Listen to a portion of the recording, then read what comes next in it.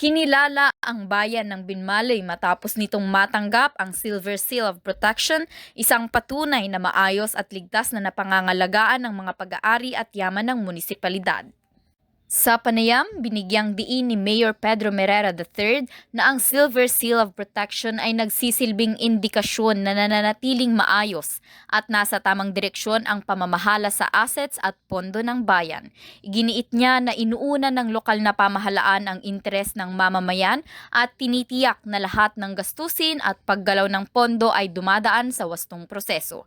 Pinahalagahan ng alkalde ang responsibilidad na bantayan at pangalagaan ang pera ng bayan dahil ito ay itinuturing na pag-aari ng mga residente at hindi ng sinuman sa pamahalaan. Gayunpaman, kinilala niya na may mga hamon pa rin kinakaharap, ngunit nagpapatuloy ang kanyang administrasyon sa pagsisikap na maipaayos ang mga kailangan pang ayusin sa munisipyo.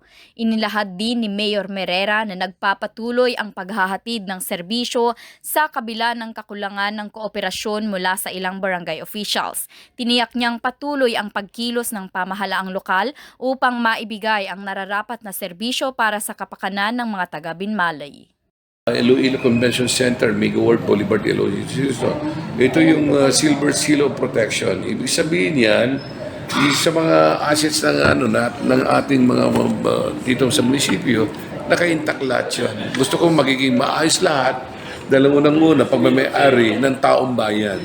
Bawat dito, no, sa lahat ng mga lumalabas at mismong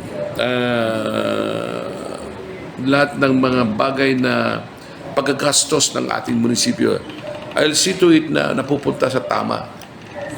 Hindi ko hinayaan na walang katuturuan ang bawat assets ng ating munisipyo. Dahil tandaan nyo, pera ng bayan ito. Walang may-ari kundi kabuuan ng populasyon ng ating bayan Binmaley. So I give them full respect for this purpose na lahat iingatan ko. Kahit despite na malaki pang rin utang ng ating bayan, ginagawa ko lahat ng paraan para magiging maayos ang paninilbihan namin. Kaya kung nakikita nyo kung paano ko magsalita sa mga barangay officials, nakita nyo, kahit with or without them, I have to move. Kung hindi sila tutulong, well and good, no problem at all. Gagawa din ako ng paraan para magawaan ko ng magandang paninilbihan sa bayan ng Binmaley. Feelings ko na yan nandyan na, natutuwa nga ako at least na nakikita nila yung effort ko. Effort ng aking mga kasamahan dito sa bayan ng Binmaley. Hindi ko lang ito effort Lahat kami effort namin ito. Dahil sa paninilbihan na matuwid dito sa bayan ng Binmaley. Ang sa akin naman hindi naman ako makakilos. Wala rin ng pakikitulong din ng mga kababayan ko. No? Importante yan ay dapat magsama-sama sa mga bagay na pagtulong sa bayan. Hindi ko rin man kaya ang isang maninilbihan kung wala na rin sila.